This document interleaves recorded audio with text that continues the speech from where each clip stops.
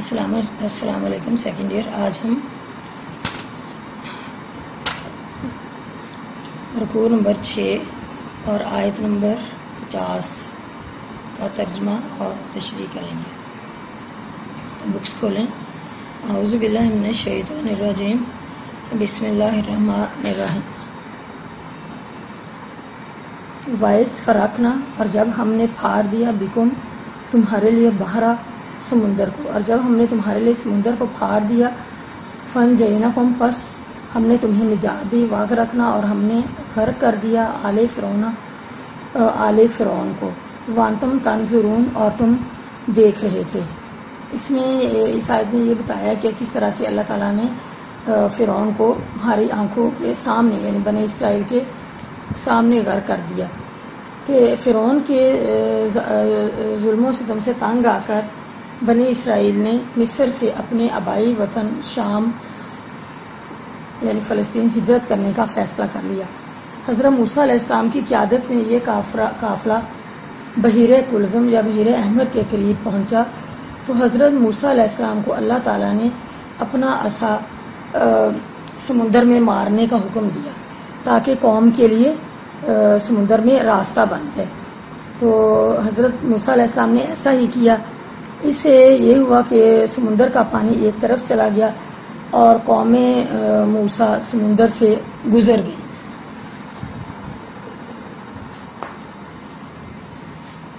پیچھے پیچھے فرعون اپنے لشکر کو لے کر آ رہا تھا.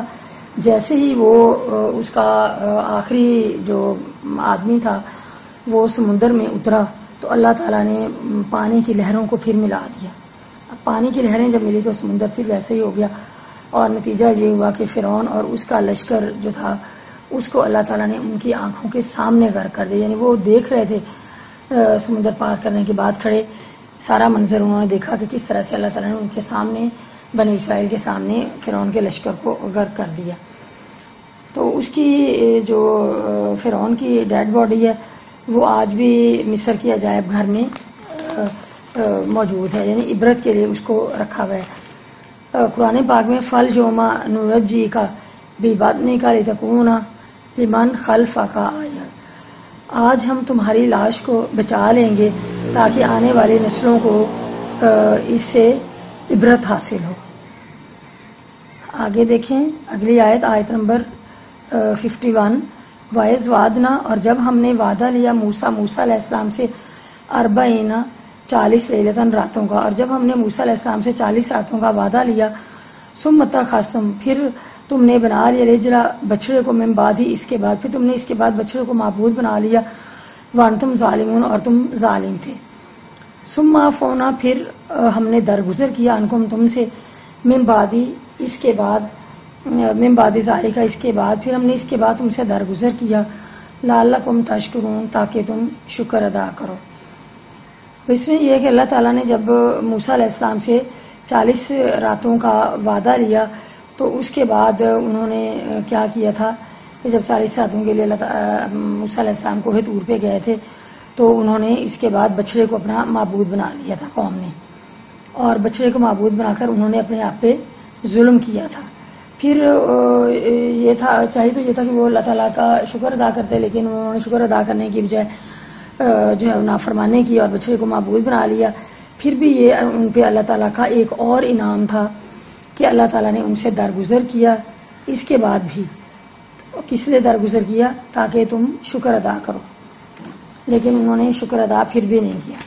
اس کے بعد ہے آیت نمبر 53. وَإِذْ آتَيْنَا، اور جب ہم نے دی موسیٰ علیہ السلام کو کتاب، اور جب ہم نے موسیٰ علیہ السلام کو کتاب دی والفرقان، اور فرقان، اور جب ہم نے موسیٰ علیہ السلام کو کتاب فرقان دی لعلکم تہتدون، تاکہ تم ہدایت پاؤ. اور جب ہم نے موسیٰ علیہ السلام کو کتاب فرقان دی یعنی حق و باطل میں تمیز کرنے والی کتاب دی تاکہ تم اللہ تعالیٰ کا شکر ادا کرو. تو یعنی توریت کا عطیہ، یعنی اللہ تعالیٰ نے موسیٰ علیہ السلام کو توریت کا تحفہ دینے کے لیے کوہ طور پہ بلایا. تو یہ اللہ تعالیٰ کا 5واں انعام تھا کہ بنی اسرائیل کو کتاب اور فرقان عطا کی گئی. کتاب سے مراد توریت ہے فرقان کی معنی ہے فرق کرنے والے، یعنی جو حق و باطل میں تمیز کرنے والی کتاب تھی یہ، اور اس کا ایک نام جو ہے وہ بعض کہتے ہیں کہ اس سے مراد معجزات ہیں۔ اس کے بعد ہے آیت نمبر 54، وائس کا اعلیٰ موسیٰ، اور جب ہم نے موسیٰ علیہ السلام سے، اور جب کہا موسیٰ علیہ السلام نے لقومی اپنی قوم سے، اور جب موسیٰ علیہ السلام نے اپنی قوم سے کہا یا قومی اے میری قوم، انکم بے شک تم نے ظلم کیا ہے انفسکم اپنے آپ پر، اور جب موسیٰ علیہ السلام سے ہم نے کہا کہ بے شک تم نے اپنے آپ پر، جب موسیٰ علیہ السلام نے اپنی قوم سے کہا کہ بے شک تم نے اپنے آپ پر ظلم کیا ہے، کس طرح سے باتخاذکم العجل، بچڑے کو معبود بنا کر، کہ تم نے بچڑے کو معبود بنا کر اپنے آپ پر ظلم کیا ہے، فتوبوا پس تم توجہ کرو الی بارئکم اپنے رب کی طرف، پس تم اپنے رب کی طرف توجہ کرو، فقتلوا پس قتل کر دو انفسکم اپنے آپ کو، یعنی اپنے آپ کو مار ڈالو، ذالکم یہ خیر بہتر ہے لکم تمہارے لیے، یہ تمہارے لیے بہتر ہے، عند بارئکم تمہارے پیدا کرنے والے کی طرف سے یہ تمہارے لیے بہتر ہے، انہ بے شک ہوا تواب الرحیم، بے شک وہ توبہ قبول کرنے والا رحم کرنے والا ہے۔ اور جب موسیٰ علیہ السلام نے اپنی قوم سے کہا کہ اے میری قوم بے شک تم نے بچڑے کو معبود بنا کر اپنے آپ پر ظلم کیا ہے، بس تم اپنے رب کی طرف یعنی اپنے پیدا کرنے والے کی طرف توجہ کرو اور اپنی جانوں کو مار ڈالو، یہ تمہارے لیے تمہارے پروردگار کے ہاں بہتر ہے۔ فتاب علیکم پس اس نے تم پر توجہ فرمائی، انہ هو التواب الرحیم، بے شک وہ بڑی توبہ قبول کرنے والا اور رحم کرنے والا ہے۔ اب اس میں ان کے لیے چھٹا انعام یہ تھا، چھٹا انعام ان کو دیا گیا وہ یہ کہ جب انہوں نے بچڑے کی پوجا شروع کر دی تھی، جب موسیٰ علیہ السلام کوہ طور پہ گئے تھے تو یہ تھا کہ اگر اللہ تعالیٰ چاہتا تو انہیں ان سب کو ہلاک کر دیتا، تو کوئی بات ایسی نہیں تھی، لیکن اللہ تعالیٰ نے چند آدمیوں کا کے قتل کا حکم دے کر باقی سب کو معاف کر دیا، یعنی اللہ تعالیٰ نے چند آدمیوں کے قتل کا حکم دیا اور باقی سب کو معاف کر دیا۔ اب یہ اللہ تعالیٰ کا جو معاف کرنا تھا وہ کیا تھا، وہ بھی ان کے لیے ایک اللہ تعالیٰ کی طرف سے انعام تھا کہ اللہ تعالیٰ نے ان کو معاف کر دیا۔ آگے دیکھیں آیت نمبر 55 اور 56، وائس کول تم، اور جب تم نے کہا یا موسیٰ اے موسیٰ، اور جب تم نے کہا اے موسیٰ لن نؤمنا، ہم ہرگز ایمان نہیں لائیں گے، لاکا تم پر، کہ ہم تم پر ہرگز ایمان نہیں لائیں گے، حتی نرا، یہاں تک کہ ہم دیکھ لیں اللہ کو جہرتاً اپنے سامنے۔ اور جب تم نے، یعنی یہ قوم بنی اسرائیل کو خطاب ہے کہ جب تم نے موسیٰ سے کہا کہ ہم ہرگز تم پر ایمان نہیں لائیں گے، حتیٰ یہاں تک کہ ہم اللہ تعالیٰ کو جہرتاً یعنی سامنے، جب تک کہ ہم اللہ تعالیٰ کو اپنی آنکھوں سے نہ دیکھیں، فاخذتکم، تو پس آ لیا ان کو صاعقۃ، کڑک نے، بجلی نے، وانتم تنظرون، اور تم دیکھ رہے تھے، ثم پھر بعثناکم، پھر تم کو زندہ کیا یعنی اٹھایا، من بعد موتکم، تمہاری موت کے بعد، پھر تمہاری موت کے بعد تم کو اٹھایا یعنی تمہیں زندہ کیا، لعلکم تشکرون، تاکہ تم شکر ادا کرو۔ تو یہ اللہ تعالیٰ کی طرف سے ان کے لیے 7واں انعام تھا کہ جب موسیٰ علیہ السلام نے اپنی قوم سے کہا کہ تم ایمان لاؤ، تو انہوں نے کہا کہ ہم ہرگز ایمان نہیں لائیں گے یہاں تک کہ ہم اللہ تعالیٰ کو اپنی آنکھوں سے جب تک نہ دیکھ لیں، تو اس وقت تک ہم ایمان نہیں لائیں گے۔ تو ہوا یہ بھی کہ موسیٰ علیہ السلام اپنی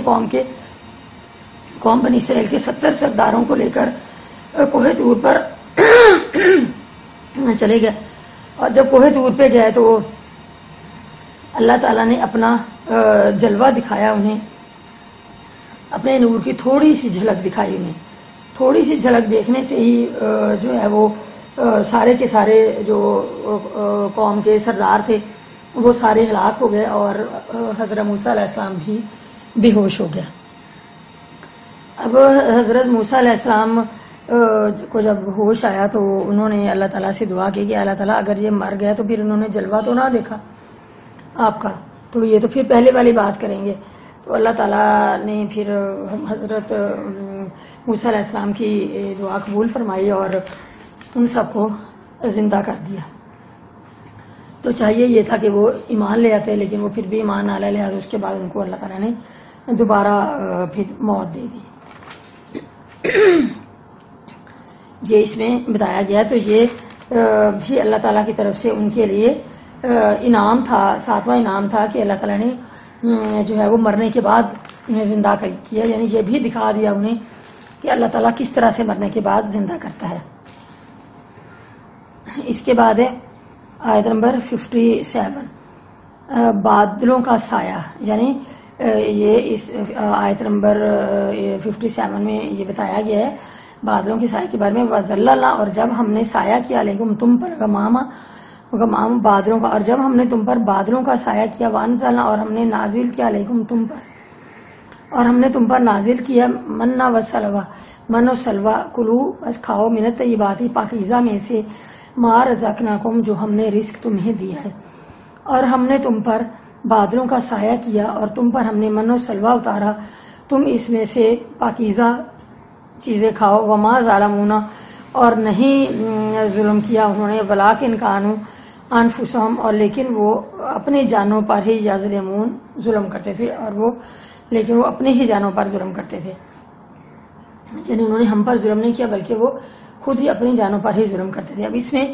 اللہ تعالیٰ کی طرف سے ایک اور نعمت کے بارے میں بتایا گیا کہ وادی سینا میں دھوپ شدید ہوتی تھی. تو جب وہ چلتے تھے تو وہ کہتے کہ ہمیں جو ہے وہ دھوپ کی شدت محسوس ہوتی ہے، ہمیں گرمی بہت زیادہ لگتی ہے.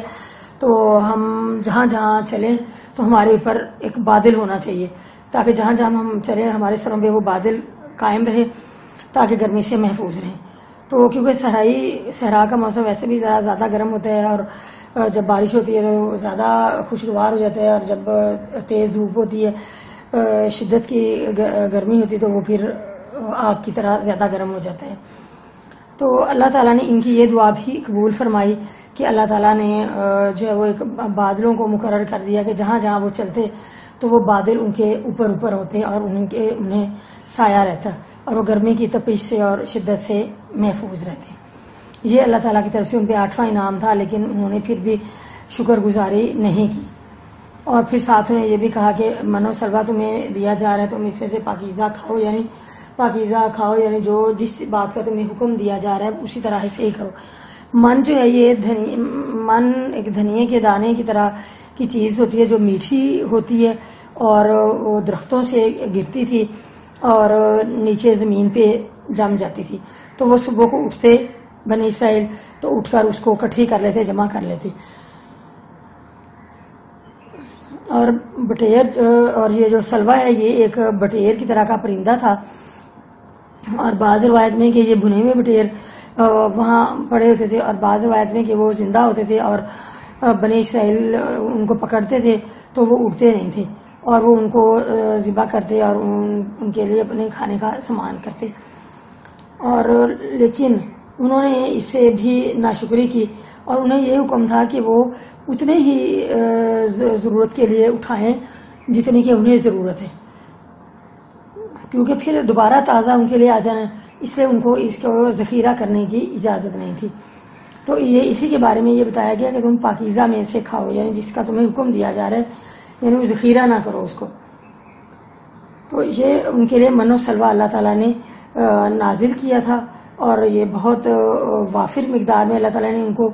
خوراک دی تھی، اور جس کو بعض روایت میں جنتی کھانا کہا جاتا ہے. اور لیکن یہ انہوں نے اس سے بھی ناشکری کی. انہوں نے یعنی کہنے لگے کہ ہم یہ کھانا کھاتے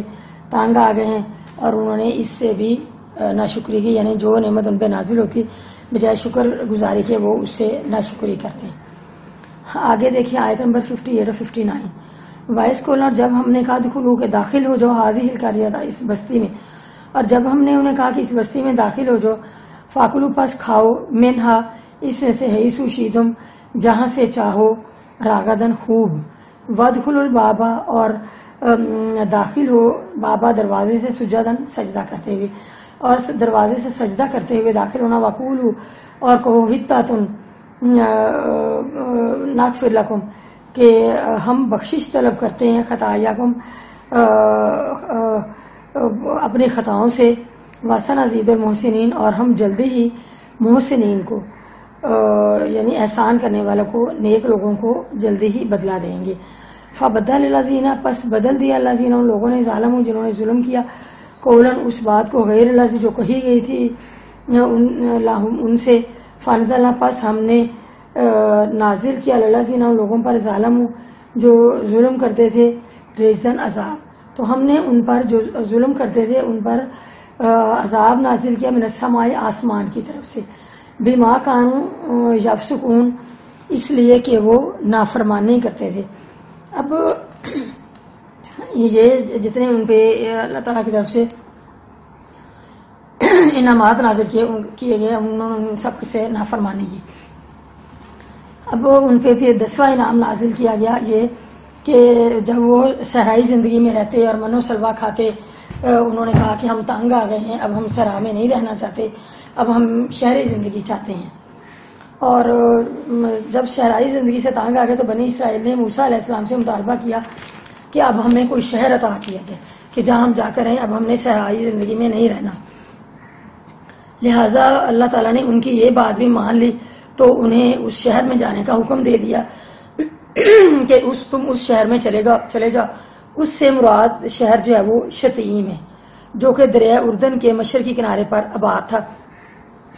اس شہر میں ان کو جانے کا حکم دے دیا گیا اور انہیں یہ کہا گیا کہ تم وہاں اپنی کامیابی پر ناز نہیں کرنا، تم نے تکبر نہیں کرنا، بلکہ وہاں سجدہ کرتے ہوئے عاجزی اور انکساری کے ساتھ اور اپنے گناہوں کی معافی طلب کرتے ہوئے تم نے یعنی حتاتن اپنے گناہوں کی معافی مانگتے ہوئے داخل ہونا۔ تو اس طرح تمہارے گناہ اللہ تعالیٰ پچھلے جو بھی تم نے نافرمانیاں کی ہیں وہ سارے معاف فرما دے گا اور تمہیں مزید انعامات اللہ تعالیٰ دے گا۔ لیکن جب وہ داخل ہوئے شہر میں تو بجائے وہ عاجزی اور انکساری سے کام لیتے وہ سرکش اور باغی بن گئے اور فحاشی اور بت پرستی میں وہ مبتلا ہو گئے۔ لہٰذا اس کے نتیجے میں پھر اللہ تعالیٰ نے ان پر آسمان سے وبا نازل کی یعنی آسمانی بلا نازل کی، جس کی وجہ سے ہزاروں افراد زندگی کی بازی ہار گئے اور اپنے انجام کو پہنچ گئے۔ چلیں جی، امید ہے سیکنڈ ایئر آپ ساتھ ساتھ یاد کر رہے ہوں گے۔ چلیں جی، اللہ حافظ۔